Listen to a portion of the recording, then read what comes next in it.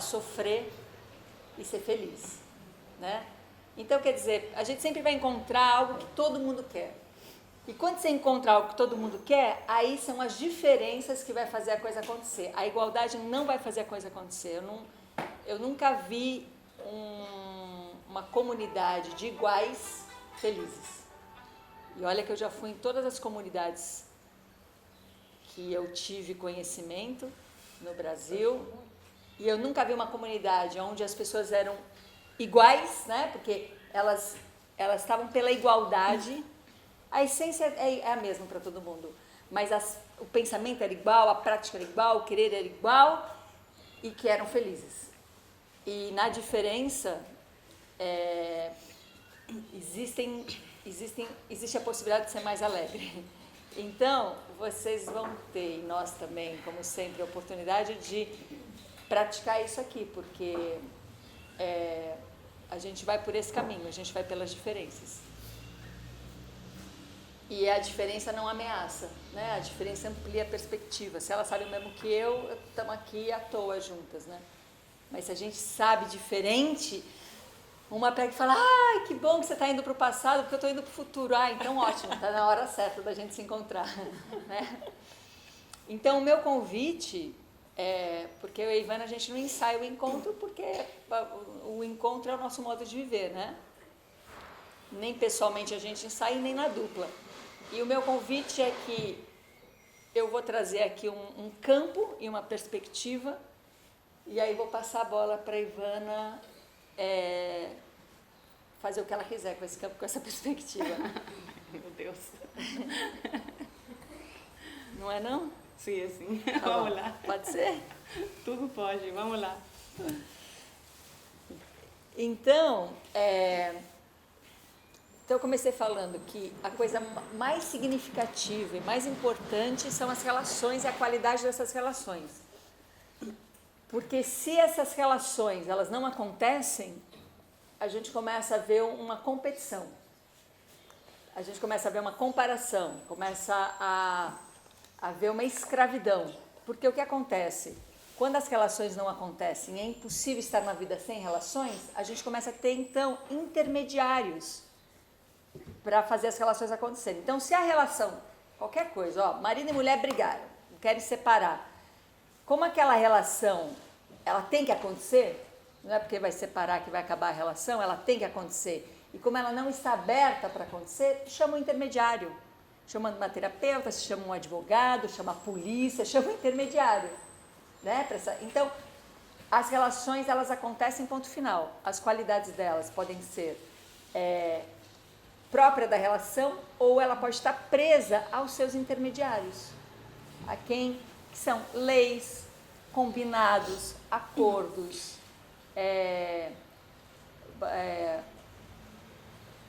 dogmas, tudo isso são intermediários. Quando a relação acontece, você não precisa de intermediários, ela acontece, ponto final. Mas quando a relação está livre, ela está na criação, ela não precisa de intermediários. E ali acontece a mágica, ali acontece a preservação da vida e a proliferação da vida, e a multiplicação da vida, né? Então, o que eu sinto que é a raiz do nosso trabalho, e que ele é muito forte nisso, é cuidar das relações. Tirar a prisão das relações, tirar os condicionamentos das relações. Então, a gente parte desse ponto de que as relações é o que a gente vai cuidar aqui nesses 2 dias. E essas relações, a gente já tem, como a gente está vivendo uma transição na Terra, a gente tem já 2 modos dessas relações acontecerem em nós. Vocês se reconhecem, como nos dias de hoje, quando acontece alguma coisa muito ruim com vocês, com todos nós, com alguém especial, uma coisa assim negativa, uma coisa que não foi legal, vocês já conseguem perceber que a nossa mente abre e fala assim, não, espera aí, tem alguma coisa nesse acontecimento que me serve. E aí você pega essa coisa que te serve, você dá uma acelerada no seu processo, você volta para o acontecimento e fala assim, valeu a pena. Foi para isso que aconteceu, agora ele não é mais necessário, se torna desnecessário, mas eu consegui encontrar o necessário do acontecimento, mesmo que ele é negativo. Vocês percebem isso acontecer na vida Não é? Isso não está já acessível para a nossa mente? Muito bem, no passado não estava acessível. Quando a gente era criança, quando acontecia uma coisa ruim, era uma coisa ruim. E que machucava, e que feria, e que dava trauma, e que gerou consequências no futuro. Quando a gente estava na adolescência também aconteceram coisas terríveis, às vezes um mau encontro na escola, com a família, com a sociedade, um acontecimento traumático. E lá a gente simplesmente ficou vítima daquilo, porque não tinha como olhar aquilo como, peraí, deixa eu ver aonde isso é necessário para o meu desenvolvimento, né? Aquilo gera uma marca em nós. Então, essas marcas da adolescência, a gente pode ir da infância e da época que cada um aqui estava na barriga da mãe, a gente pode reconhecer agora, aqui no presente. Essas marcas ainda estão presentes. Se a gente for falar, se alguém, por exemplo, for dar um depoimento aqui de alguma mágoa, porque no passado aconteceu alguma coisa, a gente vai estar falando com essa pessoa que viveu aquilo. A gente não está falando com essa pessoa que está aqui agora com 30 anos. A gente está falando com essa criança de 7 anos que sofreu isso. Entende? Com vocabulário, com experiências de 30 anos, mas a gente está falando ali com uma dor de uma criança de 7 anos, que está aqui presente, nessa mulher de 30 anos, esse homem de 30 anos, por exemplo. Então, a gente já consegue fazer com o acontecimento atual, de vez em quando escapa, mas a gente já consegue receber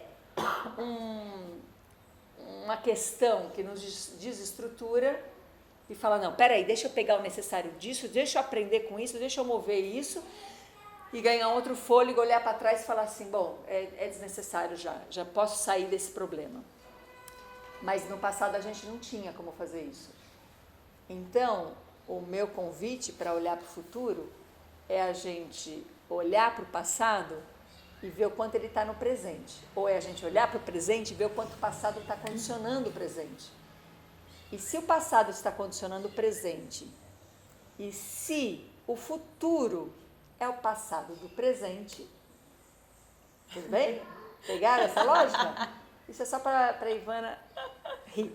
Porque ela fala, meu Deus, lá vem ela me fazer pensar de uma maneira aqui. Então, no futuro, o presente será passado, certo?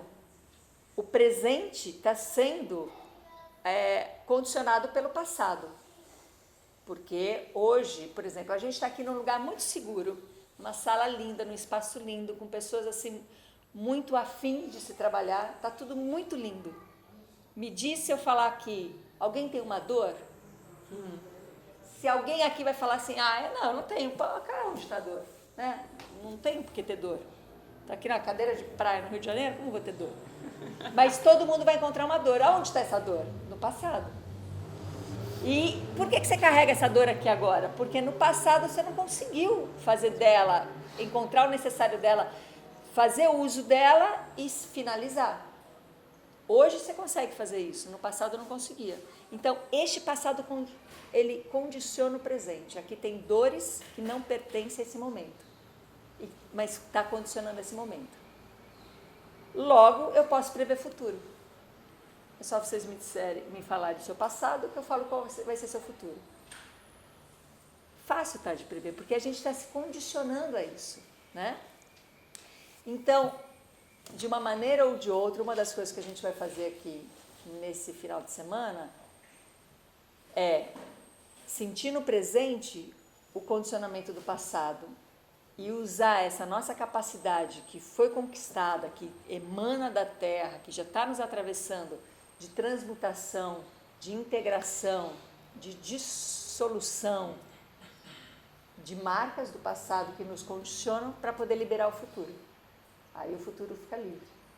Para quê? Para a criação. Então, é um processo, eu vou só complicar um pouquinho, tá? Dale. Tá massa. É um processo que eu vou trazer uma equação.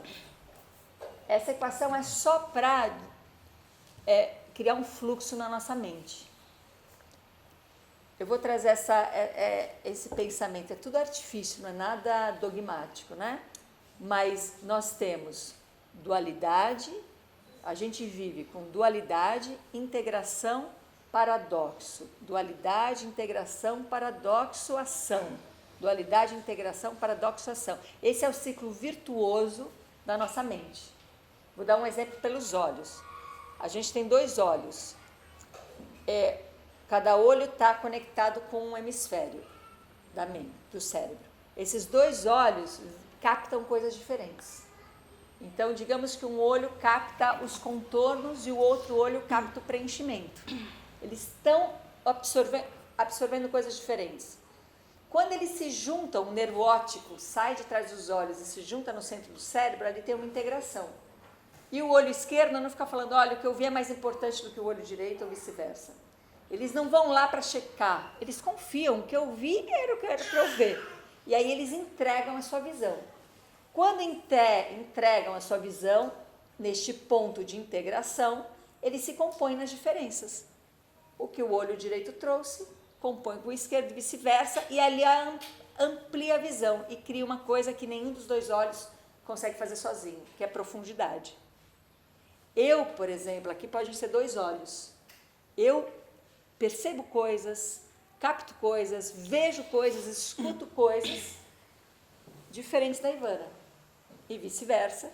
Aí a gente caminha juntos para a integração e lá não vou de jeito nenhum desconfiar. Ah, não, você viu isso? Você viu errado, porque eu vi outra coisa, mas não tem nenhum sentido. Lá eu vejo o que ela viu, ela vê o que eu vi e a gente integra. E juntas a gente ganha uma profundidade que sozinha a gente não ganharia.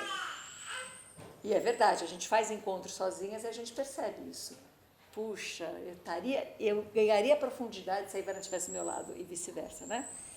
Então, na integridade, quando você integra, não se questiona o que se foi visto. Quando se integra, você entrega, é uma entrega. E aí, esse exemplo da dualidade, ele faz isso. A dualidade, ela amplia, a diferença, ela enriquece, ganha profundidade na integração. Então, a dualidade é boa. Se alguém tem uma dúvida disso, a dualidade é maravilhosa. Ela amplia. Quando chega na integração, ela ganha uma amplitude inédita e profundidade e não para ali. Porque se parasse ali, a vida não ganharia diferença. Ela sempre ficaria num lugar, ela sempre estagnaria em algum lugar. Qualquer dos pontos, a estagnação seria a morte. Então ela segue. Aí olha o que faz a visão. O nervo óptico direito vai para a esquerda e a esquerda vai para a direita. Então eles se integraram, agora os 2 têm a mesma informação, a mesma qualidade e eles se separam de novo. Porém, diferente do que da dualidade. Ali cria então um paradoxo, porque os 2, presta atenção no que eu vou falar dessa manhã de sábado. Na dualidade, cada um é diferente, cada um tem uma informação diferente. Quando eles se integram, eles se tornam um só, mais amplo, então eles se tornam um só, eles são agora diferentes do anterior. Eles não são mais direita e esquerda, eles são agora um só. E eles se separam de novo, apesar de ser um só. Então eles são diferentes e o mesmo. Isso chama paradoxo. Eles se diferenciam sendo o mesmo. Isso é um paradoxo. A mente dualista estagnada, se eu parar na mente dualista, eu não entendo isso. Se eu parar na integração, eu entendo isso. Eu preciso seguir. Então vai lá. Aí o meu nervo óptico vai lá e vem parar aqui em cima. E quando ele vai parar aqui, num lugar do cérebro, que organiza os sinais todos recebidos e gera uma imagem. E agora acontece a coisa mais louca do mundo. Agora eu projeto o que eu estou vendo. Eu projeto o que eu vejo. Eu não capto imagem. Eu projeto imagem. E eu projeto porque eu captei. Eu captei sinais, todo mundo está captando aqui os mesmos sinais, mas está todo mundo projetando imagens diferentes. A gente faz isso o tempo todo. Quem tem mais do que... Ivana tem uma irmã gêmea, as 2 têm mãe e pai diferentes. E elas são gêmeas idênticas, mas se eu perguntar para a Ivana sobre a mãe dela e para a Lola sobre a mãe dela, são mães diferentes. Porque elas recebem o mesmo sinal, mas elas projetam 2 mães diferentes. Né? as nossas projeções dos nossos sentidos, assim como a projeção da minha fala aqui, ela vem do que eu sinto, do que eu penso, e aí vem a ação da minha fala, é uma projeção minha, né? Os meus sentidos todos são também projeções. O que eu vejo é uma projeção minha, o que eu escuto é uma projeção. Não é um lugar que eu recebo e aqui eu projeto. Eu recebo sinais, eu resolvo esses sinais internamente e eu projeto agora esses sinais na escuta. Então eu posso escutar uma frase, a frase está pronta, ela está feita. E todo mundo vai escutar essa frase e vai projetar uma escuta diferente dessa mesma frase. Então, tudo isso faz uma mudança muito grande nas nossas crenças, né? Então, vamos lá. Eu entro em relação com o outro, numa relação dualista, eu e o outro. Então, é uma dualidade aqui.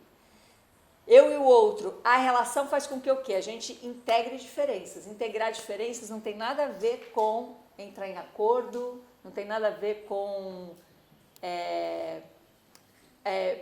você cede um pouco, eu cedo um pouco, não tem nada a ver com concessão, não tem nada a ver. Integrar não é eu me manter igual, você se manter igual e agora tem uma terceira coisa entre a gente. Se integrar é se diferenciar. E se eu me diferencio, eu não sou igual eu era antes e muito menos igual ao outro. Então, integrar não é me tornar igual o outro. Integrar é não ser mais não ser mais o olho, eu estou do lado direito, não ser mais o olho direito. Ela não é mais o olho esquerdo, a gente se integra. Então, eu não sou mais o meu olho direito e ela não é mais o olho esquerdo. O nosso, desse sistema aqui, né? Então, eu me diferenciei de quem eu era. E quando eu me diferenciei de quem eu era, eu também me diferencio de quem ela é. Então, integrar não é ficar igual, é ficar mais diferente ainda. Muito bem. Então, estou eu e o outro, a gente se integra e eu me torno outra pessoa, e logo eu sou diferente de mim mesma e diferente do outro. Então, agora eu posso entrar no paradoxo. O paradoxo é aquele que processa a possibilidade de ação, de entrar em ação. Então, quando eu estou, digamos que a gente tem uma mesma situação aqui, então a gente tem uma mesma essência de olhar para a criança. A gente olha para a criança sabendo que o que eu estou vendo eu estou projetando e o que a criança está vendo ela também está projetando. Então, a gente faz o quê?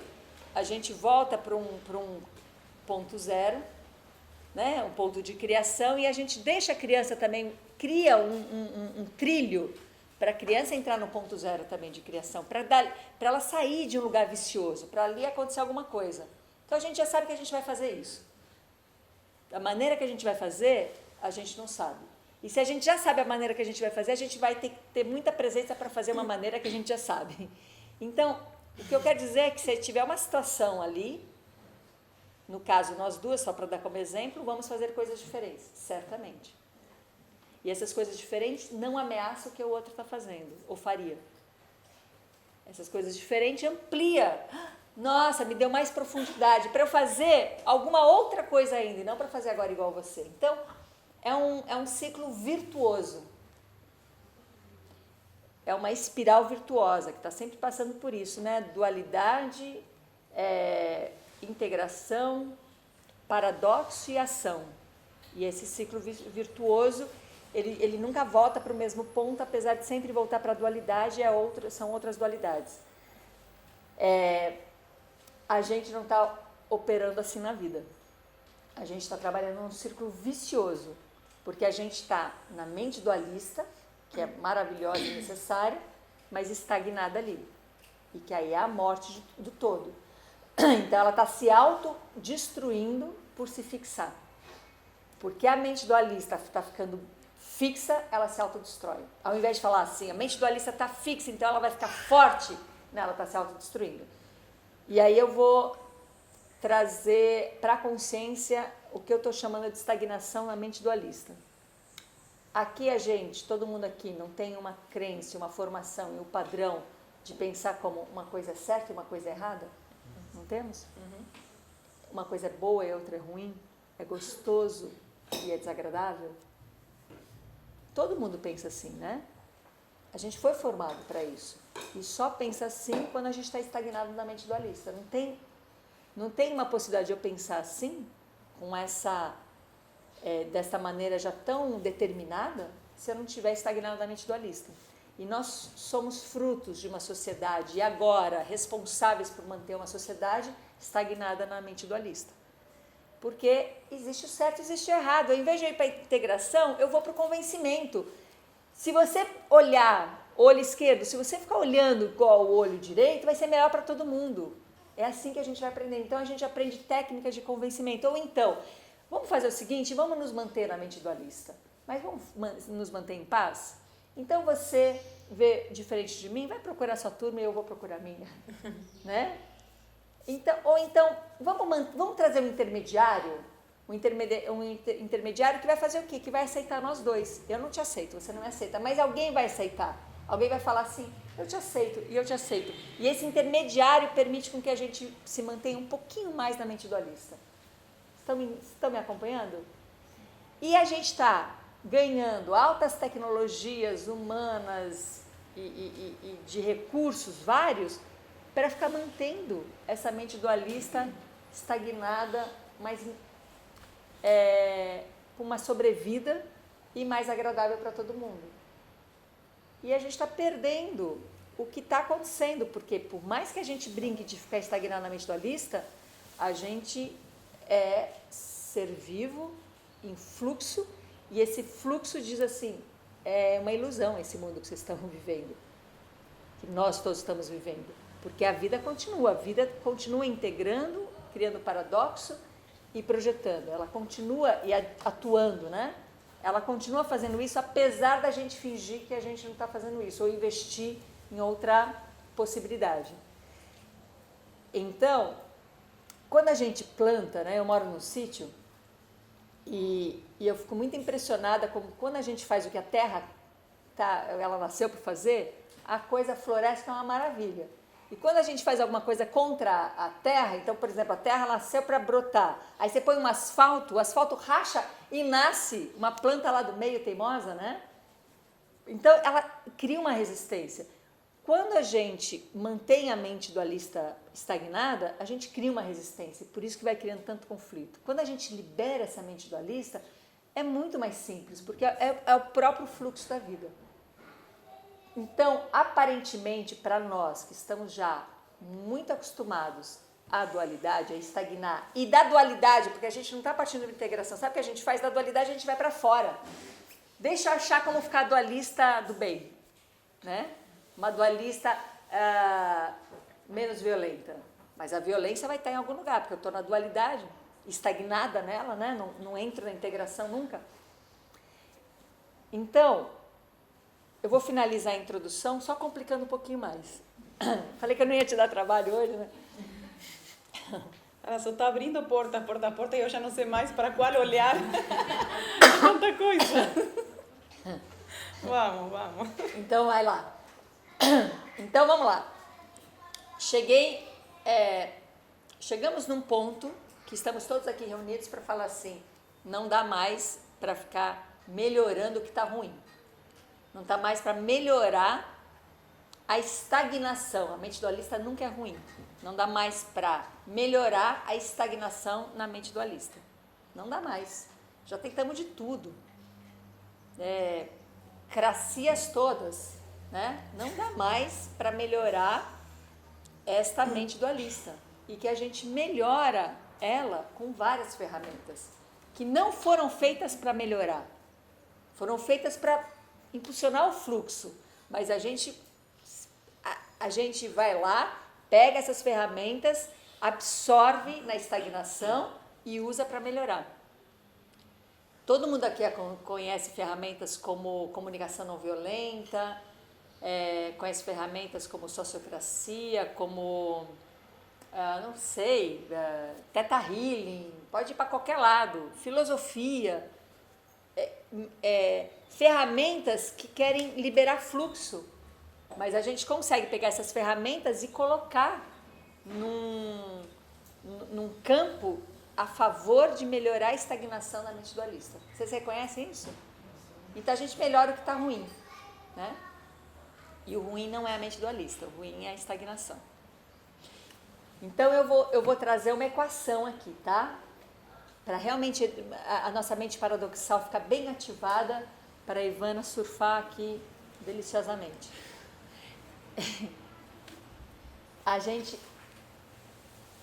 Vou trazer a equação que é o seguinte. A estagnação, ela acredita que o contínuo é uma fixação. Se esse copo vai ser sempre um copo, e por estagnação eu faço com que esse copo seja sempre um copo, e eu garanto que isso será sempre um copo. Então, se eu estagnar uma coisa, se eu fixar uma coisa, eu vou ter ela para sempre. A estagnação em qualquer lugar, em qualquer mente, ela vai acreditar nisso, né? Então, eu vou trazer uma equação aqui para romper a cabeça, que é assim. Eu e meu marido, a gente está pesquisando plantações de oliveiras, porque a gente quer, talvez, plantar oliveiras. E no sul de Minas, tem um grande produtor de oliveira ali, que está produzindo um azeite maravilhoso. E o que ele fez? Ele investiu uma grana tremenda importando uma oliveira do Uruguai de 300 anos. Então, ele traz do Uruguai uma oliveira de 300 anos e coloca aquela oliveira no meio da plantação. Por quê? Porque aquela oliveira vai trazer informações, não vai? Aquela oliveira vai enriquecer aquele solo, aquele campo, e vai inspirar as oliveiras recém-plantadas. Agora vai ser a equação, tá? A oliveira tem 300 anos. Se a oliveira fosse sempre a mesma, tanto faz ela ter 1 ano ou 300, ela é sempre a mesma. Certo? Uhum. Se a oliveira fosse sempre diferente, tanto faz ela ter 300 anos ou 1 ano, ela é sempre diferente. Para ela poder ter a função de uma oliveira de 300 anos, ela tem que ser a mesma e tem que ser diferente ao mesmo tempo. Se ela for a mesma, tanto faz. É a mesma desde que tem 1 ano, tanto faz. Então, se ela é diferente, ela é sempre diferente, ela nunca vai ter 300 anos, porque ela é sempre a nova, Para ela poder ir lá, como uma oliveira de 300 anos, fazer a função que esse agricultor acredita, ela tem que ser a mesma oliveira, mas ela tem que ser diferente o tempo todo. Então, ela tem que ter um contínuo, do nascimento dela até o dia de hoje, ela tem que ter um contínuo, que eu estou fazendo assim porque a nossa mente gosta de coisa linear, mas eu posso fazer um contínuo, ela tem que ter um contínuo, ela tem que estar numa duração. Ela tem que eu vejo a cabeça de todo mundo fazendo assim. Então, pode ser isso, ela tem que ter um contínuo, né? Então, ela tem que ter um contínuo impermanente e imprevisível. É a única maneira dela chegar a 300 anos com essa qualidade de alguém com 300 anos. Ela é um contínuo impermanente e imprevisível. Por quê? Se ela é a mesma, permanente, ela perde o contínuo.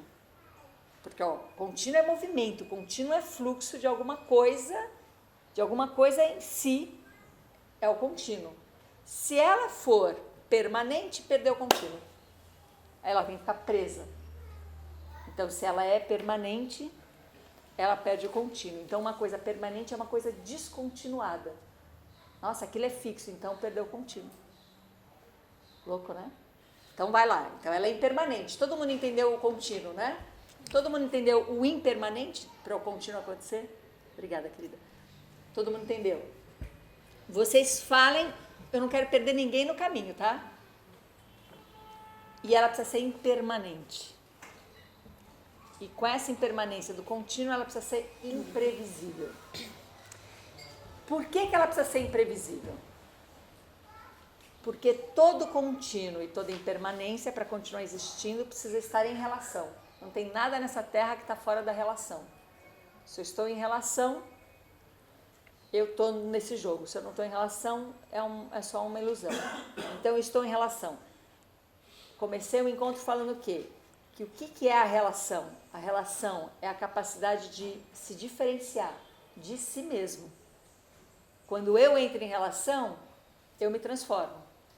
Então, eu estou respirando um oxigênio que cada vez que ele entra com informações novas, eu estou me transformando. Eu estou tendo uma percepção e, de repente, alguém amplia minha percepção percepção se transformou. Então, a relação me transforma. Mesmo que eu queira manter. Então, digamos que assim, não, ninguém vai me transformar, eu vou continuar a mesma, eu vou ficar aquela cabeça dura, aí eu vou criar um ressentimento. Eu ressinto porque ninguém me aceita daquela maneira fixa que eu sou e que eu penso e que eu sinto. Esse ressentimento vai me gerar doenças, mal-estar, vai me gerar transformação. Por um lado ou por outro você vai se transformar. Pela doença ou pela saúde você vai se transformar.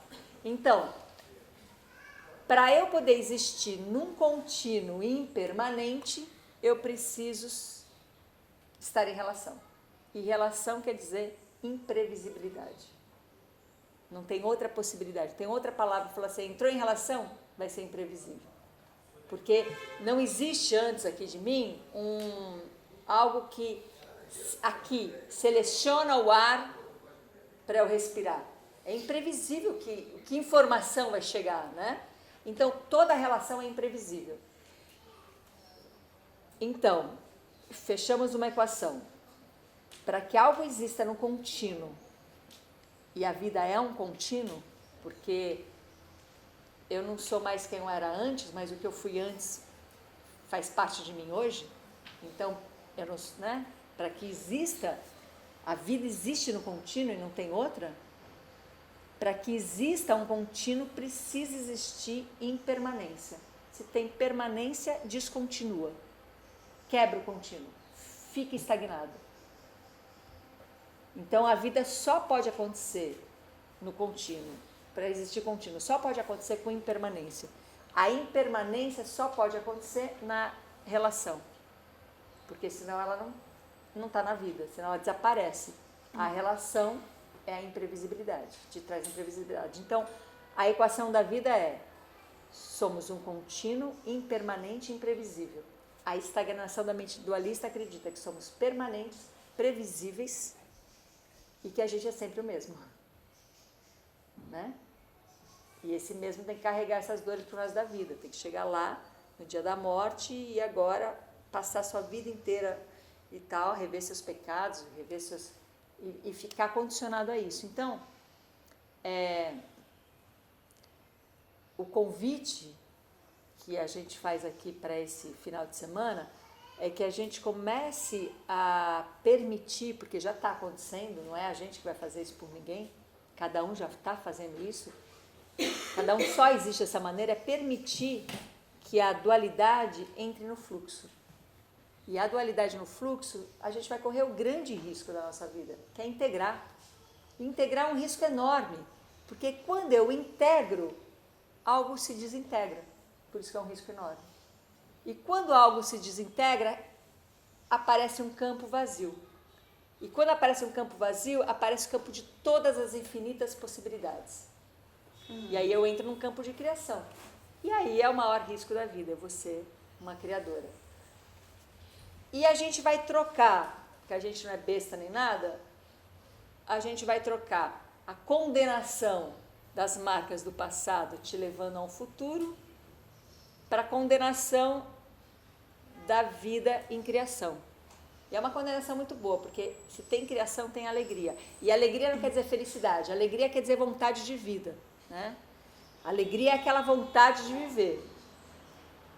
Ah, tá doendo. Nossa, que vontade de viver e transmutar e fazer com que isso entre num campo que vai fazer com que o meu contínuo impermanente e imprevisível seja cada vez mais potente, potencializado. Né? Perdi alguém no meio do caminho? Não? Estamos juntos? Agora que a gente, então, está criando um campo vazio de infinitas possibilidades, é um vazio. É um vazio. Agora, só mais uma coisa. O vazio, ele não é um vazio qualquer, ele não é um nada. Ele é um vazio daquilo que estava preenchido. Então é muito diferente. Se eu esvazio esse copo de água, não é esse vazio, aquele vazio, esse vazio, esse. Não, é o vazio da água que estava aqui. É muito diferente. Né? Um vazio que é um nada e um vazio de alguma coisa. E a gente está aqui, a gente precisa esvaziar o que é e não entrar no nada, numa loucura. Vamos ficar no nada. Não vamos entrar no nada. A gente vai entrar no vazio do que é completamente diferente de um nada. Tudo bem? E aí, Ivana, por onde seguimos? nesse vazio. Vamos lá. E que a Ana abre tantas portas, é tão diferente da minha perspectiva,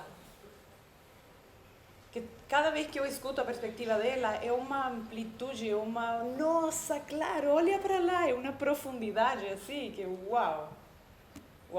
Vou tentar então expressar, botar para fora.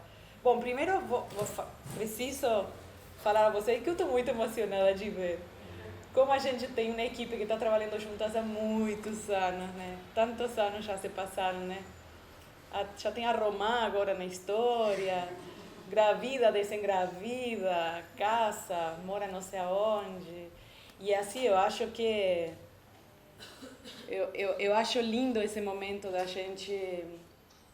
Acho que a gente carrega é nosso o que fazer esse estudo sobre o ser humano, né? Não sei se em alguma altura da humanidade precisou tanto estudo sobre o ser humano, né?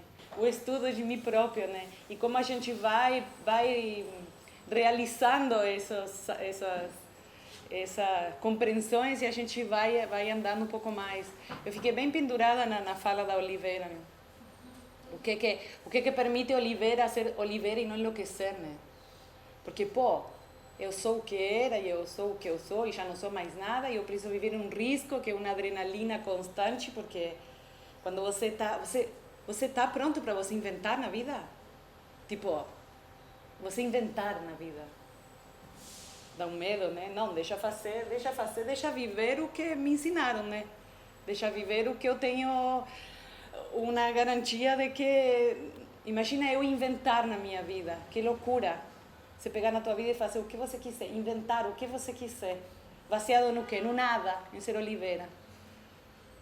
Mas aí eu fico pensando assim, putz, como é que a Oliveira não enlouquece, né? Porque, é um convite, é uma loucura isso, né? Como é que a Oliveira não enlouquece? Claro. Eu não sou mais aquilo, mas eu sou uma mudança constante, mas eu sou aquilo, mudando constantemente, mas eu não estou mudando porque eu sou aquilo, e de repente eu tenho um vazio enorme dentro de mim, com um mar de infinitas possibilidades, que eu não fui preparado para isso, meninos. Eu nasci para isso, mas eu não fui preparado para isso. Por isso que eu boto todo o meu olhar para a educação, sabe? Para a educação. E agora, a gente tem que ser malabarista, porque eu preciso me voltar uma Oliveira, porque isso, você traz uma Oliveira importada de São Paulo, paga caríssimo para... Tomara, né? Para ter a Oliveira aqui, e ela faz o quê? E ela espalha, e ela inspira, e ela... Mas por quê? Porque ela lembra de que ela é Oliveira, por isso que ela pode fazer isso. Ela lembra da sua essência, ela lembra de quem ela é. Eu estava pensando no Dominique, há um tempo atrás, um mês atrás, não sei quanto tempo, estávamos eu e ele sentados aqui, e eles falando de uma ferramenta preciosa, que é exatamente isso. A gente pega na ferramenta e coloca ela no lugar de estagnação, e a estagnação fica mais estagnada ainda, porque agora ela tem uma segurança de uma coisa que está funcionando, que está criando um novo, mas é uma ilusão de criar um novo, né? Porque criar um novo é você inventar, e você está pronto para inventar mesmo. Tipo, inventa. Ah, Ivana, você está só inventando. Tô. A mãe me pergunta, o que você vê no meu filho? Esses dias tivemos um monte de leitura de criança, leitura energética da criança. E eu acho tão lindo, os pais chegam assim, sentados na minha frente, como se eu soubesse alguma coisa, né? Então, o que você tem a falar? Sei lá, eu estou inventando. Mas eu estou inventando na base de ser Oliveira, né? Então, aí que vem o que eu vejo a importância desse estudo, que a gente investe, né? Assim, eu me sinto abençoada de poder estar aqui. Porque, pô, a gente tem telhado, barriga cheia, saúde para estar aqui investindo na pesquisa da humanidade. Pô, a gente privilegiado mesmo. Mesmo no sabadão, assim, que podíamos estar na praia, que podíamos estar relaxados, estamos aqui, ralando, mas em um lugar de privilégio mesmo, assim que eu vejo. Então, estou bem emocionada, bem contente de ter a Romã aqui com a gente, a mais novinha, da galera. Que andou quilômetros para estar aqui, né? Mas também tem uma mãe louca. Fazer o que, coitada da filha? É assim. Sigue o coração. Então, vamos lá. Daí que eu vejo o desafio desse malabarismo, né? Da gente poder reconhecer, porque a gente conhece e sente nossas mágoas, nossas dores, né? E elas vêm do passado, não tem como. Elas foram criadas lá quando a gente estava na inocência, sem ter desenvolvido ainda esse senso de observação, sem ter desenvolvido o adulto que toma conta de si mesmo, né? A gente estava, a Deus dará ali, para ser tomado conta por alguém, né? Pelo entorno, pelo ambiente, pelos pais, né? Então, as marcas, elas são fortes, elas são...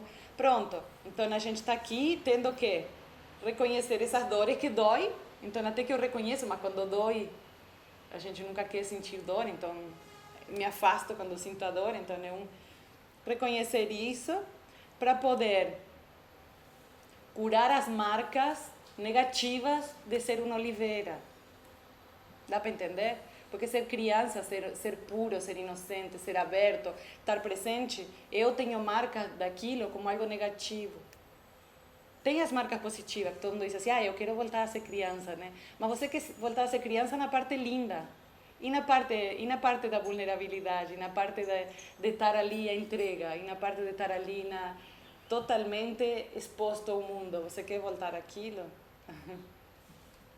Então eu preciso voltar para trás, olhar aquele passado para poder sarar as feridas que eu carrego ainda hoje, que dói, para poder voltar a fazer as pazes com ser oliveira. Então ali vem a limpeza, aí vem a libertação, aí vem a cura, aí vem o resgate da criança, todas aquelas coisas que às vezes a gente escuta um monte de vezes que já não fazem mais sentido, porque o que é o resgate da criança interior? Eu medito, faço, resgatei, pronto, acabou. Não, é um trabalho de vida, é um trabalho que se faz no passado e no presente. É um trabalho de comprometimento com você próprio. E, no mesmo tempo, enquanto eu estou fazendo aquela cura para voltar a ser a Ivana, porque quando eu sou a Oliveira, ou eu sou a Ivana de verdade, toda aquela técnica de comunicação não violenta, sei lá, eu não conheço mais por isso, porque eu não sou muito das técnicas, mas todas aquelas técnicas que são ferramentas para... Eu uso elas lindamente. Porque eu estou na minha base, eu não estou apegada a essa técnica, eu não estou à procura de uma aspirina, de um calmante para minha dor. Eu estou usando ferramentas para poder me comunicar, sei lá, para inventar, para que me fortaleça. Nossa, o cara da comunicação não violenta só me deu força aquele dia. Mas ele não está sendo uma ferramenta, ele está sendo ele próprio, ele está sendo uma oliveira original. Então, só amplia, só... Tudo bem, então vamos lá, estamos aqui fazendo esse trabalho e, no mesmo tempo, por isso que eu acho que a gente precisa ser malabarista mesmo. A gente podia pegar umas maçãs, umas laranjas e ficar treinando aqui, pronto. Malabarista.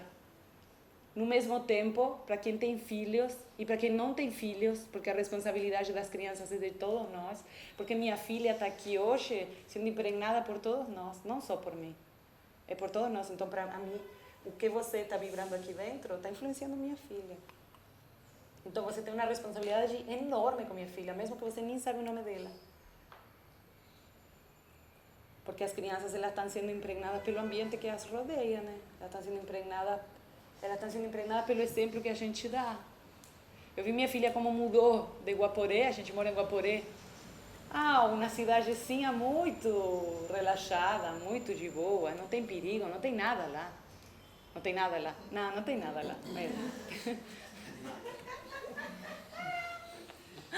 Eu estou meio de mal com a minha cidade. Vamos lá, ainda não fechou.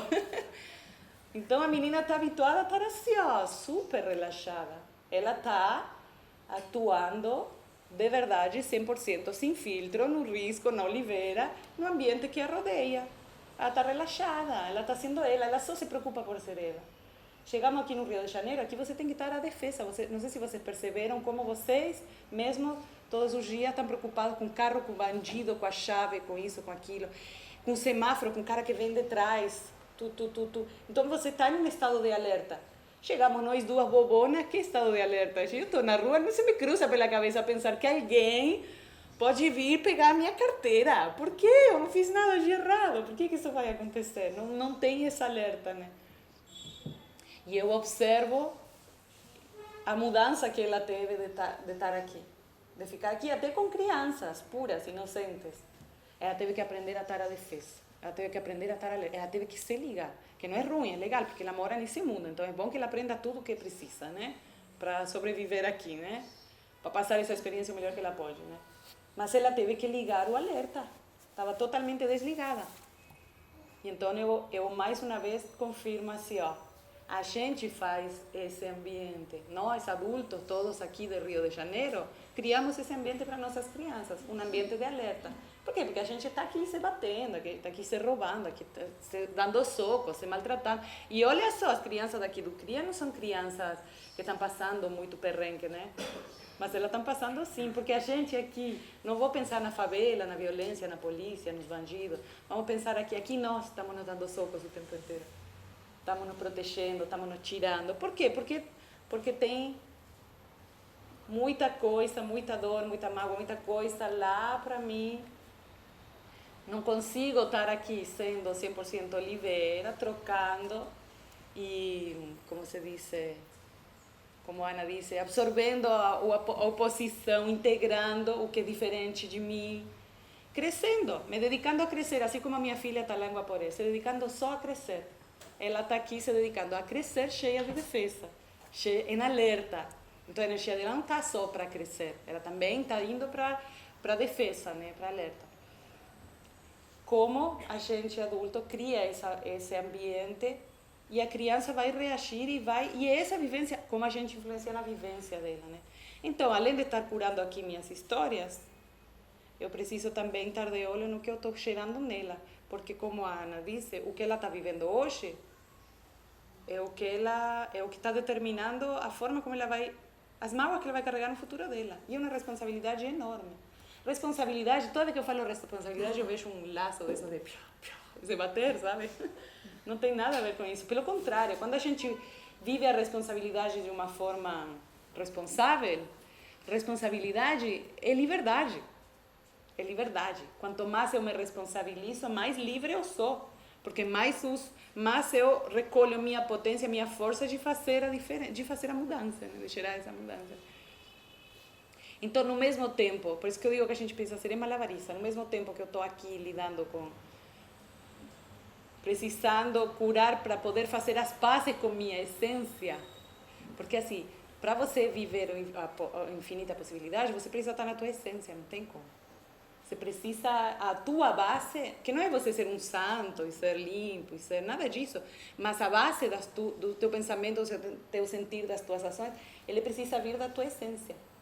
Passando pelas ferramentas todas, pelas experiências, pelo condicionamento, passando por isso tudo, chegando nesse campo de infinitas possibilidades. Mas a base ela precisa ser a tua, senão você fica na mente estagnada. Né? No mesmo tempo disso, a gente tem a responsabilidade das nossas crianças. O que a gente está gerando neles?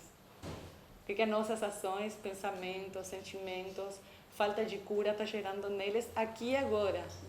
A gente diz assim, as crianças são a mudança do mundo, né, da humanidade. Eu acho que não, eu acho que a gente é a mudança. Eles são só o reflexo, por enquanto. Irá nascer a mudança quando eles fiquem adultos, quando eles tenham a liberdade, o poder de transformar, né?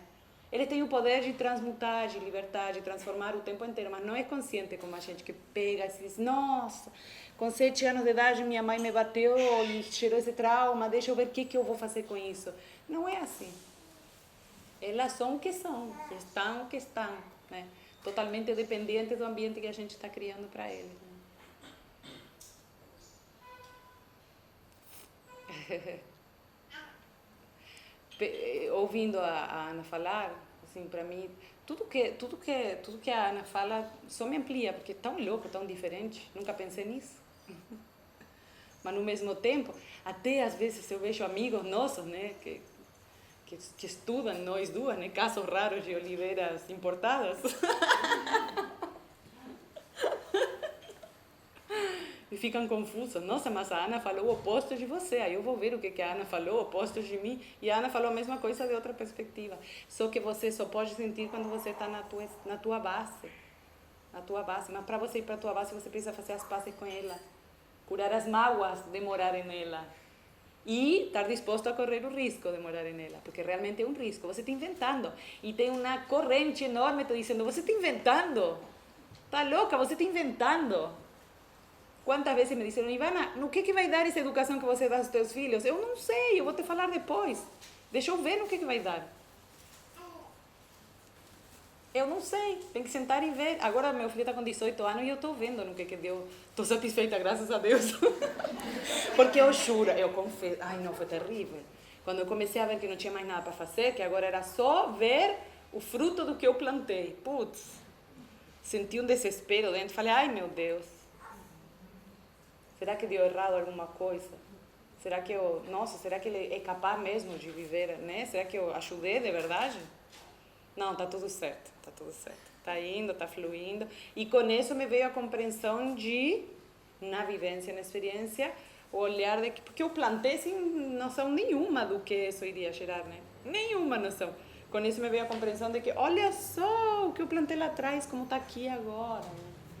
Então, despertou em mim um olhar mais cuidadoso do que eu estou plantando aqui, porque vai dar em alguma coisa. E quando a gente percorre isso, por lo menos comigo aconteceu isso, como agora eu vejo, eu consigo conectar esse comportamento dele com o que eu fiz, com a forma que eu lidei, o que foi de bom e o que está atrapalhando a vida dele, né? Então, esse olhar mais cuidadoso do que a gente está fazendo com nossas crianças, para proteger os nossos medos. A gente está falando com a Lívia agora. Até os 7 anos de idade, isso aqui, ó, tranquilaço, deixa em paz. Assim, a galera que é mais assim aberta, né? Até os 7 anos de idade, bora, deixa. E dos 7 anos para cima, aí já meu medo está primeiro que meu filho. Aí já minhas mágoas, meu medo, minha insegurança está primeiro que meu filho, né? Aí que vem o trabalhão, né? Porque ela comentava, né? Ela foi para São Paulo, né? Para ver as escolas, para abrir o fundamental, né? Conheci um monte de escola, mas uma escola que trabalha com fundamental já é mais fraco esse ambiente, né? Já não está tão fortalecido, né? Com as crianças a gente está tendo bastante coragem. Que bom, porque não tinha, né? Agora estamos tendo. Agora com o fundamental, crianças mais velhas já é mais... Já meu medo é maior, então não sei tanto assim, né?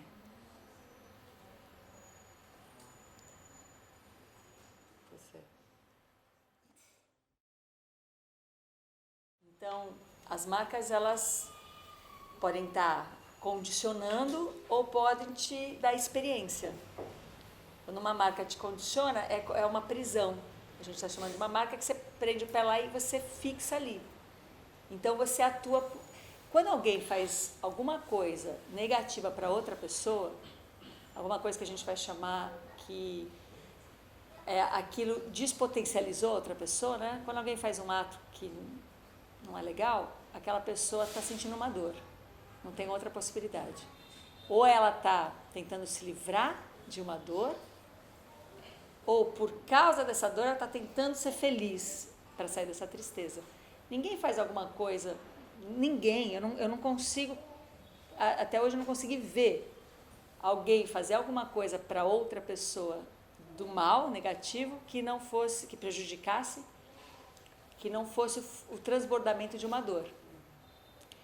Então, quando a marca ela é uma dor que me fixa, e agora minhas atitudes, quando aquela marca é ativa, porque uma coisa assim, eu tenho uma marca ali e alguém fala alguma coisa que me remete àquela marca, e aquela marca me traz então uma amplitude.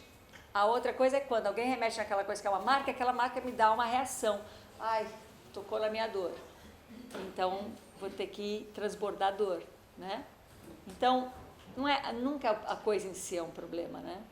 Assim, eu vejo que a oliveira, ela não se prende com o seu passado. Tipo, nossa, esse ano não vou dar fruto porque há 200 anos atrás eu tive uma marca que quase morri com ela. Então, ela não tem que se desprender do passado, ela é o seu passado. E é o seu presente, e é a mudança constante. A gente já tem outro tipezinho ali que a gente se prende, carrega, se identifica com o passado. Sei lá, você quebrou a perna quando tinha 3 anos de idade, então você... Ou nasceu daquele jeito, então agora, por isso, você fica... A gente se casa com o passado, né? Não integra ele. Por isso que a gente trabalha para libertar o passado, não é negar ele. Você quebrou a perna e quebrou a perna, e é isso aí. Pelo contrário, honra teu passado. Porque talvez você nem percebe que bom que você foi ter passado por aquilo, que necessário que foi. Talvez a gente nem percebe. Se percebe, beleza. Se não percebe, também beleza, porque não importa, na verdade. Tudo bem, é bom perceber, porque aí a mente fica tranquila, né? Mas o que foi, foi. E o que tinha que acontecer para te construir ou te desconstruir, aconteceu. Não depende mais da tua compreensão ou não. É que a gente tem a mente muito estimulada também, né? Imagina 4 ou 5 horas, nós, né? Todos os dias, no mínimo, né? Pensando. Então, a gente precisa dar uma contenção, porque nossa mente está bem, né? Mas assim, o meu passado passou, o que eu vivi. Está em mim hoje o que eu faço com esse passado. Se eu liberto, integro, aceito e sou ele e honro até. Eu lembro, eu tinha muito problema com o meu passado. Imagina, minha mãe. Eu sou irmã gêmea, minha mãe não tinha tempo para mim. Botou 40 crianças na sala da minha casa. A mulher montou uma escola. Não chegava com 3 filhos. Foi montar uma escola na sala da minha casa. Ela ficava... Minha casa era cheia de crianças o dia inteiro. Se separaram. Meu pai foi morar na rua, cuidar crianças da rua. Catava os piolhos das crianças da rua, ensinava a ler. Mas ele não vinha me ver nunca. Eu não tive pai. Claro que eu tive pai, está ali, aquele que morava na rua, né? Mas ele não vinha me ver, ele não catava meus piolhos. Pô, que passado terrível. Que mais? A minha mãe me pegou de uma trença, marcas da Oliveira. Minha mãe, um dia eu estava com uma roupa que era muito sintética e eu não queria vestir ela porque me dava agonia. A minha mãe estava estressada, pegou minha trença, me levantou da trença assim, porque eu não queria. Que trauma! Agora eu não gosto de verde, era verde o negócio. Agora eu não visto mais verde. Toda vez que eu vejo uma roupa sintética, eu lembro que minha mãe levantou a trença, que horrível. Eu faço essa tortura comigo mesma. Sou eu que faço ela. Mas como sou eu que faço ela, e eu tenho esse poder, também eu tenho o poder de desfazer ela. Quando eu trabalho para voltar a um pouco, não é muito, é um pouco de fazer as pazes comigo mesma, de me honrar, de me amar, de assim, nossa, linda, te quero muito, sei lá, o que for, como você é incrível, alguma coisa que eu preciso, para estar bem comigo mesma, e eu começo a ter a força de me expressar um pouquinho aquilo que eu sou, eu olho para o meu passado e digo, nossa, como é que eu nasci no lugar certo? Minha mãe me mostrou tudo. 9 anos de idade, eu estava sendo professora de uma escola. Minha mãe, nossa, que serviço aquela mulher. Eu não tenho nem que perdoar alguma coisa, entende? Porque a gratidão é, sei lá, a perfeição é tão... Não tem nem que... Vou perdoar o quê? Que ela me levantou pela trença? Perdoar o quê da minha mãe? Que ela botou 40 crianças na minha... Se ela só fez a minha escola ali, ela me deu de graça. Meu pai foi cuidar crianças da rua. Tudo bem, ele não me cuidou, mas eu estava bem cuidada. Minha mãe catava os piolhos, estava tudo certo. Mas ele me mostrou uma coisa que eu precisei muito depois, quando eu tinha as crianças, na casa das crianças. De ter um serviço pela criança, de ter um olhar, pelo menos. Porque se fosse só pela minha mãe, talvez eu olhava só crianças que estão cheias, né? E eu fazia algo mais. Meu pai me ensinou a olhar crianças que precisam de outro tipo de cuidado, essa coisa mais de... sei lá, da violência, do abandono, e aceitar aquilo. Meu pai botava as crianças dentro do seu... Ele morava numa trailer, numa furgoneta, na rua, e ele botava aquelas crianças dentro do trailer dela. Ensinava a ler. Ele me ampliou o olhar. Ok, filha, tem crianças para você trabalhar, mas tem muitos tipos de criança. Não foque só numa coisa, foque Meus pais fizeram isso comigo. Meu passado terrível, doloroso, que só era um peso, uma mágoa, uma dor e um motivo lindo para me chorar, que a gente tem esse gosto também, né? De ser, nossa, que nem minha avó, eu aprendo muito isso com minha avó. Vó, cortei o dedo. Nossa, mas eu cortei os dois. Depende de mim, só de mim. Eu acredito que eu tenho certeza.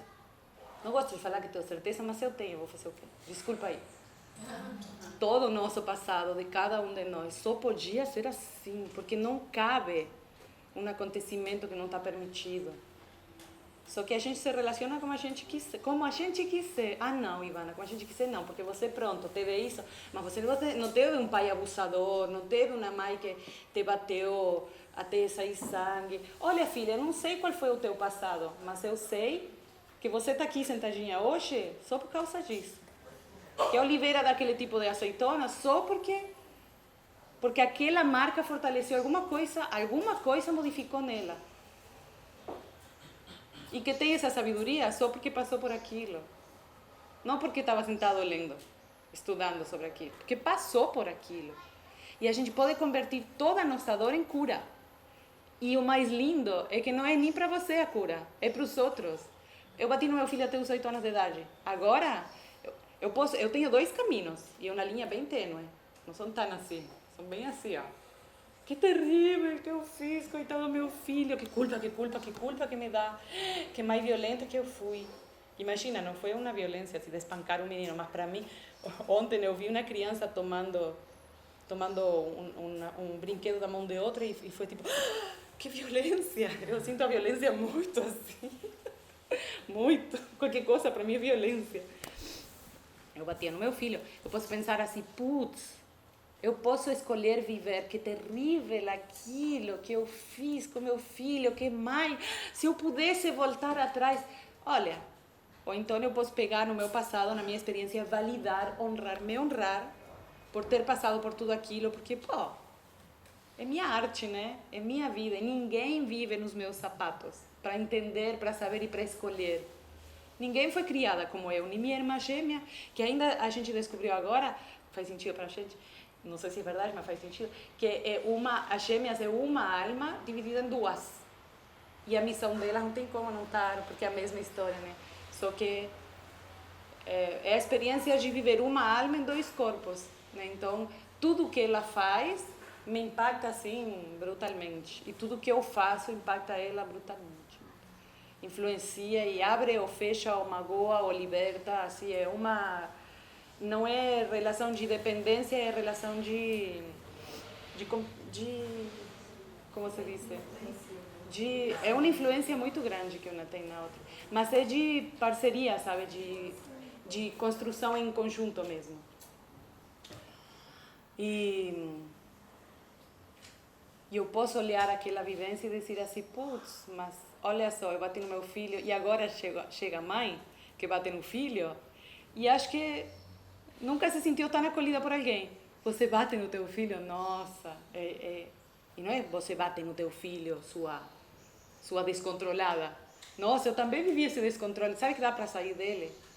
Então, a minha cura, na verdade, não é nem para mim, é para fora. E quando a cura nossa, o nosso passado significa na expansão, na partilha, nossa, aí que você honra ele, sabe?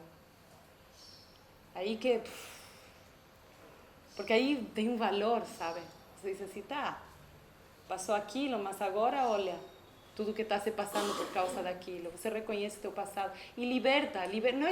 Não é libertar a pagar as marcas, são marcas. Eu bati no meu filho e isso vai ficar pro resto da minha vida. Mas como eu vivo essa marca, a Oliveira está lá sendo Oliveira, com sua marca integrada nela. Não está questionando a marca. Nem fazendo o que eu estou fazendo agora, que dando um significado a ela. Mas tu vê, eu sou Oliveira na metáfora, né? Eu não sou Oliveira, né? Eu sou Ivana Jauregui, ser humano. Cheio das coisas. Na semana passada, na segunda-feira, eu fui buscar minha filha no treino dela de ginástica olímpica. E aí a professora chegou com ela lá fora e falou assim, ela foi picada por uma abelha aqui na mão e se você olhar o braço dela, já está correndo o veneno. Então, aconselho que vocês sigam urgente para o hospital ou para a farmácia para tomar um antialérgico, né? Porque eu sei o quanto é grave isso. Obrigada. E aí, eu moro a 7 quilômetros da cidade, numa estrada de terra. Aí eram 8 horas da noite, ela entra no carro, né? Aí ela falou, você não vai me dar, né, antialérgico? Conheço a mãe que eu tenho, né? Aí ela começa a chorar, muito. Falei, por que você está chorando? Eu queria ter uma mãe normal, uma mãe que me desse antialérgico, uma mãe cuidadosa, uma mãe que me ama. Não, uma mãe que pega e fala assim, você dá conta disso. Não uma mãe que fique falando, você é forte para isso, eu sou fraca, o veneno está aqui, é real. Olha isso, eu sou irresponsável, você é uma louca, né? Eu ouvi isso da minha filha, segunda vez. E imediatamente isso que me remeteu, porque é assim, né? Você está o tempo todo ali, como eu não me defendi disso, né? Não quis provar para ela que eu era uma mãe ótima, me remeteu. A minha mãe nunca me deu um remédio na vida, nunca deu um remédio. Então, e eu tive crise de enxaqueca quando era pequena. E ela falava assim, vai dormir no quarto escuro que passa. Eu queria matar minha mãe, né? Pelo amor de Deus, me dá um comprimido. Eu vejo as pessoas tomando comprimido, né? E aí achei tão, assim, senti um carinho tão grande para minha mãe naquele momento. E aí tá lá minha filha, aí chorando, que não tinha, eu tinha que deixar ela falar, porque não tinha conversa, né? Aí ela falou, 7 quilômetros, chorando, falando, chegou em casa, e aí eu falei, deixa eu ver aí como é que tá sua mão. E realmente estava ali, né? Tinha um veneno correndo aqui. Acontece que eu não sou uma louca, né? Eu tenho alguns recursos, e um deles chama biomagnetismo. Então eu falei, vamos lá, deita aqui. Primeiro a gente chegou lá, estava muito inchado, e o Fábio, meu marido, pai dela, ele pegou barro, passou bastante barro ali, e o barro foi puxando o veneno. Então já aquietou bastante, assim, com barro. E na verdade ela estava já mais tranquila, mas ainda falando, puxa, será que não seria tão mais legal ser normal, né? Tomar um anti... Ela ainda estava com essa questão. Aí ponho ela para fazer o biomagnetismo, que é um processo que eu faço uma bioenergia com os pezinhos, com as pernas dela, aonde eu vou... Alguém conhece aqui biomagnetismo? Aonde eu vou assim, perguntando, eu faço uma marquinha no calcanhar e eles ficam iguaizinhos. Depois eu posso até mostrar para vocês. Aí eu vou perguntando para o corpo dela, né? Um protocolo ali que tem. E quando a perna dela encurta, direita encurta, é porque ali que está a questão. Então eu uso esse protocolo e vou perguntando, e aí eu vi que ela estava com 2 bactérias e 2 parasitas no corpo. E aí eu falei para ela, essa abelha, ela é maravilhosa, né? Essa abelha, ela veio, uma abelhinha veio, te pôs ali uma vacina, né? Te pôs ali um remedinho. Não é como veneno. A abelha, olha para uma abelha, não tem veneno, né? Foi lá, é veneno para a sua relação, né? Não é o veneno. A gente chama de veneno, e que pode ser veneno também, mas não é por si só veneno, né? É só na relação que vira veneno. A abelhinha vai lá e ela faz a sua mãe, então, vir aqui, olhar para você e ver o que realmente importa. Que você tem 2 parasitas e 2 bactérias importantes para serem cuidadas. E eu tinha todos os sintomas. Quando eu olho para os dias anteriores, eu falo, nossa, aquela irritabilidade, aquela falta de apetite dela, um estado mesmo, um descascado aqui na pele. Estava tudo ali, mas eu não estava olhando. Aí veio a abelha e me fez olhar. E aí me deu um amor por essa abelhinha, né? Agradeci muito essa abelhinha e fui lá, pus os ímãs nela. Aí você trata com polaridade de ímãs. Você põe os ímãs em certas partes do corpo e o corpo se reorganiza. Muito bem. Ela começou a se acalmar e no dia seguinte ela olhou para o braço e ela não tinha mais marca nenhuma, a mão já não tinha mais nenhum inchaço e por causa do tratamento com a parasita e com a bactéria, ela também estava se sentindo muito mais tranquila. Aí ela falou, eu odeio dizer isso, mas é muito bom se sentir forte. Odeio dizer isso, que eu vou dizer que você está certa. E não tô com idade para andar dizendo a mãe que está certa, né? Pois 13, é, não é a 14 verdade, anos. exatamente, não é o que eu tinha que fazer agora. Mas que bom, que bom. E então, não estou dizendo que não tem que ser olhado. Ah, a abelha picou, é que você precisava dela, aproveita aí que seu corpo vai saber o que fazer. Vai saber mesmo. Mas a gente, como disse a Ivana, a gente nasceu dessa maneira. A gente não está preparado para ser quem a gente nasceu. Esse é o problema. A gente nasceu com uma possibilidade de potencialização com nossos encontros que faz parte da nossa existência, mas a gente está preparado para se despotencializar a cada encontro, né? Então, é nesse sentido que eu digo que não tem doença e logo não precisa ter cura. Então, a gente precisa curar a ideia de que tem doença, talvez. Mas eu não estou dizendo que não existam desafios, que não existam processos a serem olhados, a serem tratados, a serem cuidados, né? Sim, muitas vezes as pessoas vêm me perguntar como é que eu me relaciono com a criança, o que eu faço quando acontece isso, o que eu faço quando acontece aquilo. Eu vejo, a gente no nosso movimento, né, de educação viva e consciente, a gente tem criado um engessamento para você, né? Para você parar de atuar daquele lugar de falta de conexão, né?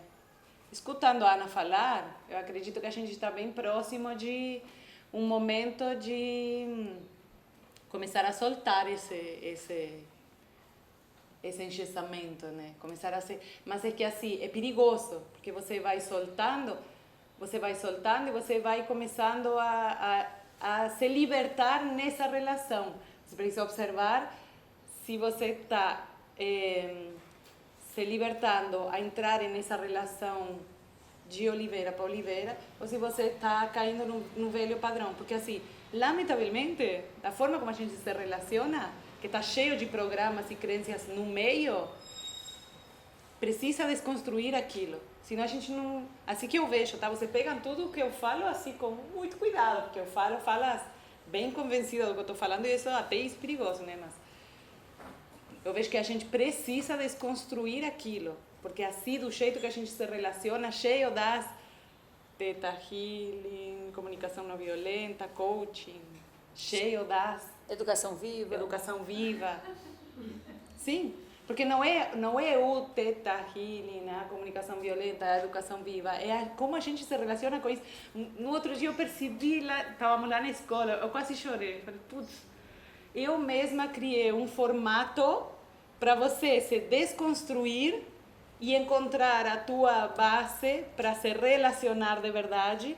E eu vejo muito acontecer as pessoas pegando esse formato e botando no meio. E assim, pronto, aí vai além das nossas possibilidades, né?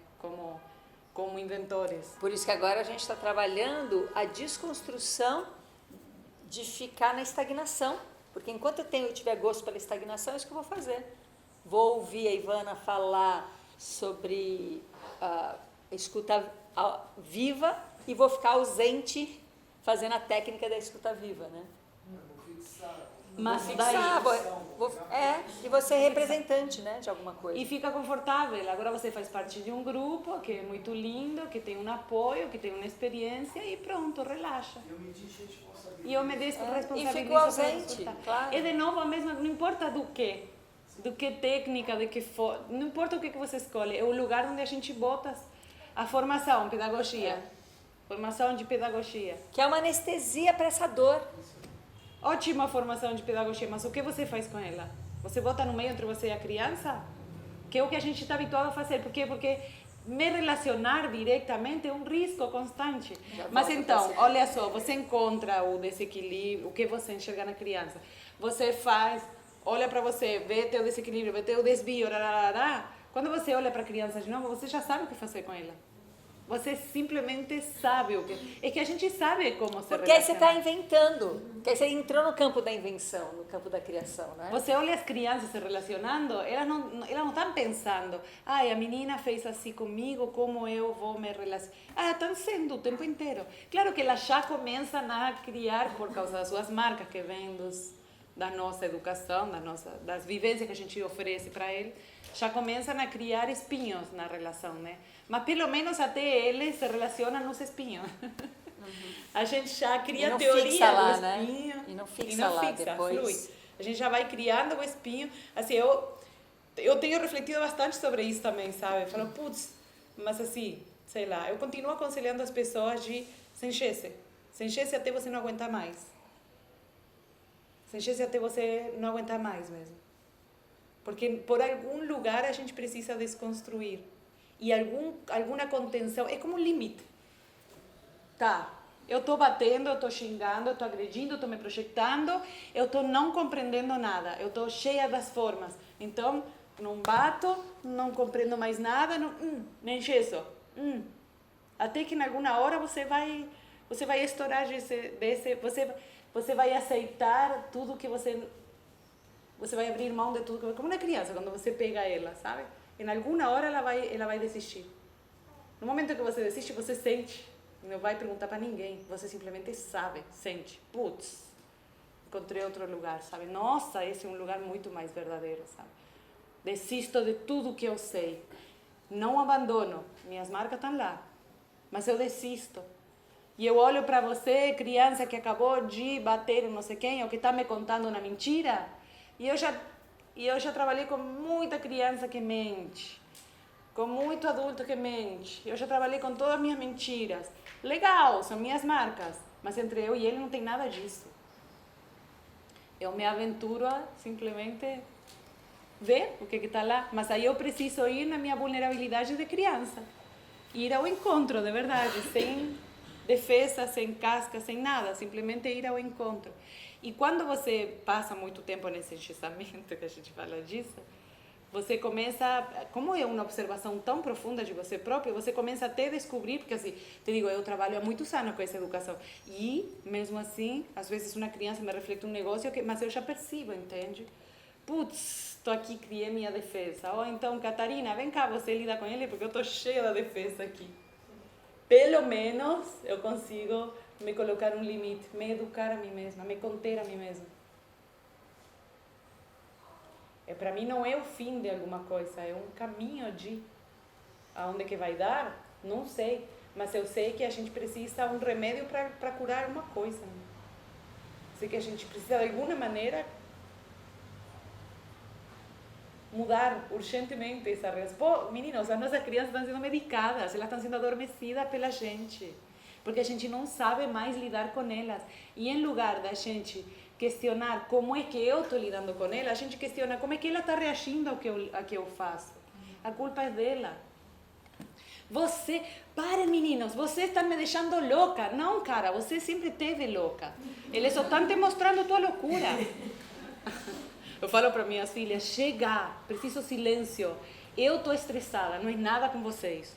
Mas eu estou estressada, preciso silêncio. Por menos fica claro. Ainda preciso pedir silêncio, porque não estou tão rápida assim. Mas pelo menos fica claro, pelo menos já o peso da loucura não é para eles. Eles não assumem mais essa loucura. As crianças não estão aguentando mais, elas estão reagindo. Ou elas ficam loucas, estressadas, hiperativas e todo aquele hipercoisa, que até é assustador, porque, nossa, a gente vê tanta hiper alguma coisa na criança e você olha uma criança normalita, que não tem nada. Por lo menos da minha perspectiva, não tem nada. E está cheio de diagnóstico disso, daquilo. Por quê? Porque a mãe não aguenta mais e quer adormecer ele, de alguma maneira. Ou então as crianças estão fugindo para o isolamento, né? Não precisamos sentir culpa, dor, peso, nada. Mas responsabilidade, sim. E quando a gente sente responsabilidade, a força de atuar, de libertar, de fazer diferente, é muito gostosa. Não é ruim. Nossa. O que a gente está fazendo? Vou ficar deprimida. Não vou ficar deprimida, vou ficar com vontade. Nossa, tem um pepino para resolver na minha frente. Vamos lá. Eu me sinto capaz? Claro que sim. Eu estou pronta? Não, mas vou fazer. Vou me ir aprontando.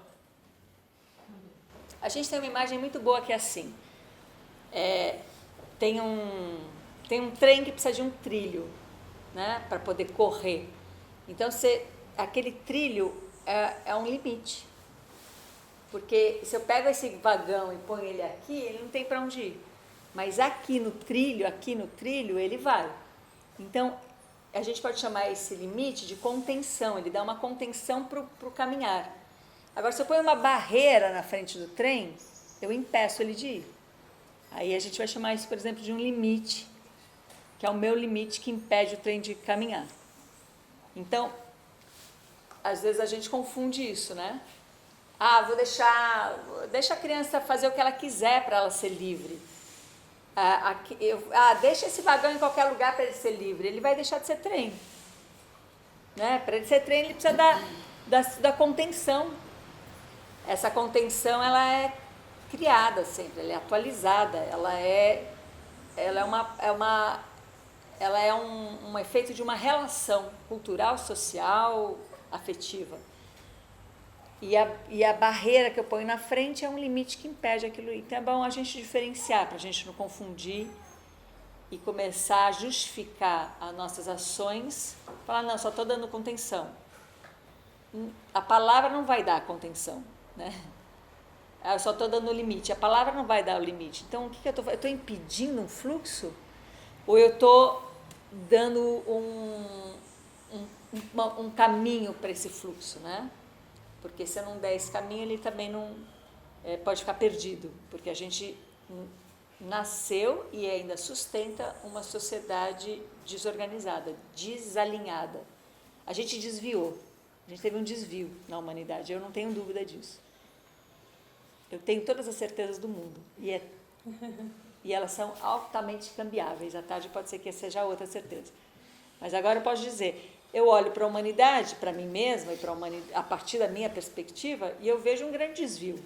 Como é que a humanidade, e eu posso provar esse desvio, o ser humano nasceu com uma qualidade física que proporciona todo esse jogo da vida. E a qualidade física é o seguinte, ele nasce com uma cabeça pesada,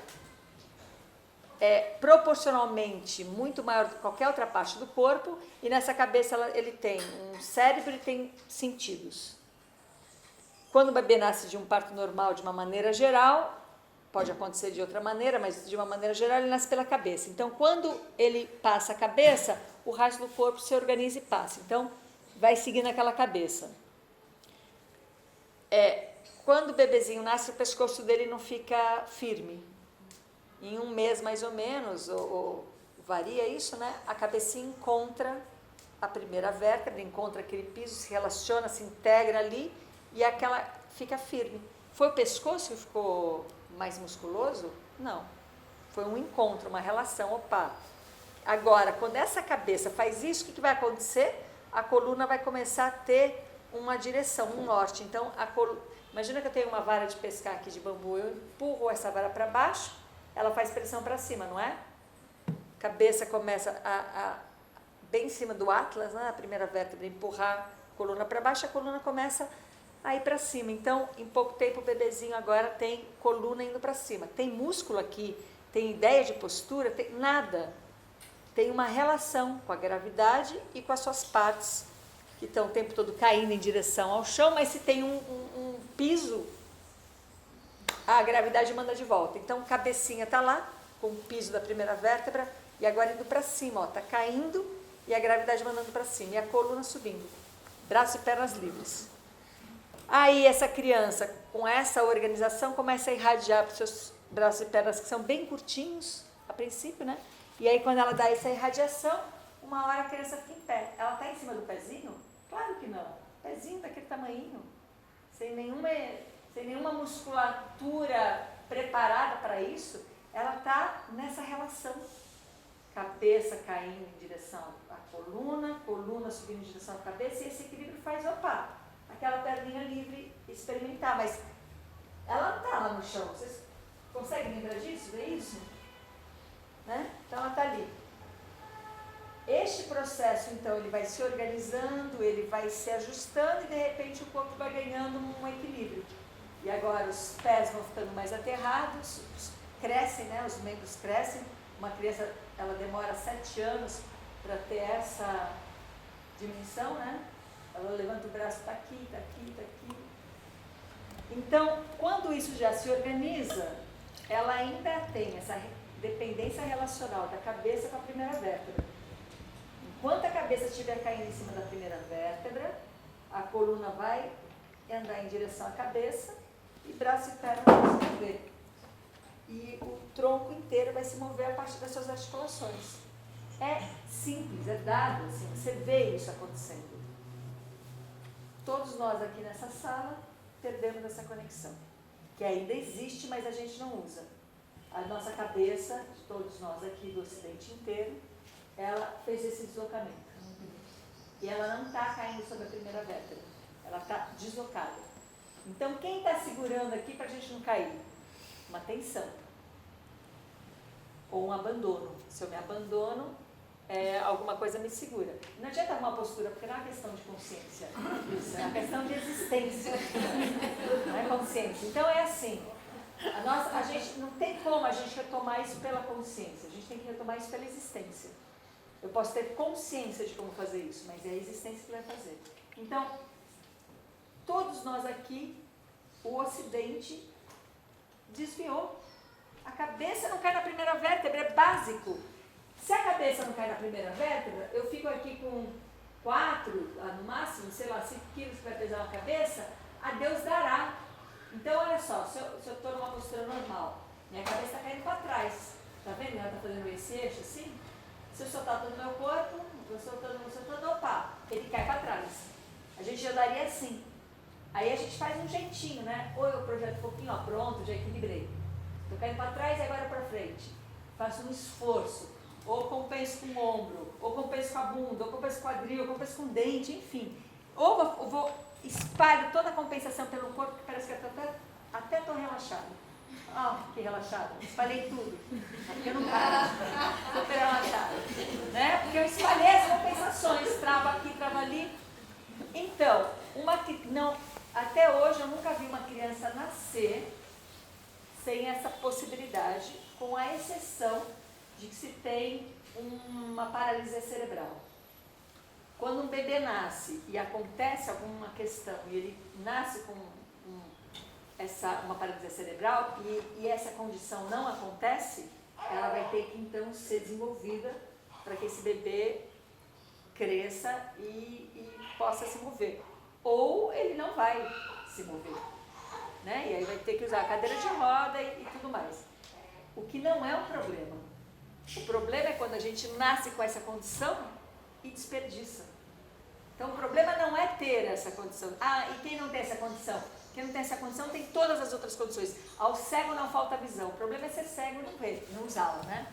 Não ser cego e não usar. E se fazer de cego. Então, é assim que eu provo que a humanidade teve um desvio. Nessa matéria que a gente reconhece como a nossa expressão de vida nessa Terra, a gente não está de acordo com a fisiologia, com a biologia e com a anatomia dela. Pronto. Desvio. A gente deveria viver de acordo com uma fisiologia, uma anatomia e uma biologia que não prende a gente a nada, pelo contrário, que nos dá condição de criar. Então a gente nasce, como bem disse a Ivana, com a possibilidade de ser um criador, com toda a estrutura para isso, aí a gente desconecta e a gente vira um escravo. Mas chega uma hora que é responsabilidade nossa. Porém, o que acontece? As crianças nascem, todas as crianças que não tiveram algum acontecimento que impediu isso, elas nascem, a cabeça se organiza com a coluna se organiza com a cabeça, os membros se organizam, enfim, ela está inteira organizada, e aí por isso ela pode brincar lindamente, trepar, subir, descer, andar, está livre, porque ela está organizada, e a gente coloca ela num ambiente que vai desorganizar. E esse ambiente somos nós somos o ambiente da criança, nós somos esse meio ambiente. E a gente, com uma presença desorganizadora, desorganiza as crianças. Então, quando eu falo espelho, é isso. Como é que eu, desorganizada, quero ensinar uma criança organizada a não fazer o errado? Entende? Eu para poder olhar fora e ver uma encrenca ali e precisar interferir e precisar atuar, porque a gente precisa, porque a gente está realmente num meio ambiente que ainda sustenta uma desorganização muito grande, e eu estou diante de uma pessoa organizada, né? Se é uma criança que tem até 7 anos, ela está organizada. Eu preciso me organizar para então me relacionar com ela. Porque senão não tem outra. Eu vou fazer o certo. E o certo é o que a Ivana falou. Só que não é a Ivana que está lá. Jung dizia uma frase assim, quando abriram o Instituto Jungiano, ele ficou muito puto, né? Porque ele falou, vocês não entenderam nada. Não é possível que vocês não entenderam nada do que eu escrevi até agora. Porque se vocês tivessem entendido, nunca abririam um instituto para formar junguianos. Aí ele fala 2 frases terríveis. Uma é assim: o meu avô, o meu bisavô, ele abriu um instituto para crianças com deficiência mental. E agora vocês estão me dando o presente de abrir um instituto para adultos com deficiência mental. Porque só pode ser isso. Foi isso que Jung falou. A segunda coisa que ele falou: graças a Deus eu sou Jung e não junguiano. Deus me livre de ser junguiano. Graças a Deus eu sou Jung. Né? Então, graças a Deus a Ivana é a Ivana e não a educação viva. Graças a Deus ela é a Ivana. Né? Então, é deste lugar que a gente vai